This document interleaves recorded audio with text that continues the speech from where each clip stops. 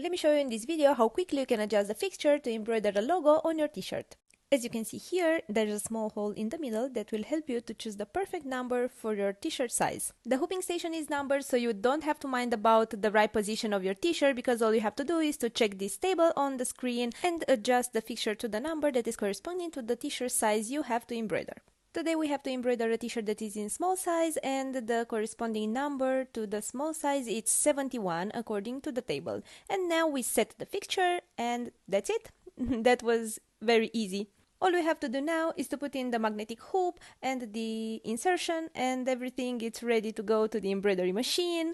This is the process when you want to use a fixture on your hooping station for embroidering a logo, and let me tell you, it's a lifesaver and a game changer actually, because it makes everything very easy and you don't have to mind about measuring with measuring tape and stuff like that. So these are the advantages when you're using this type of fixture on your hooping station. So I really think you will find this tool as useful as I find it.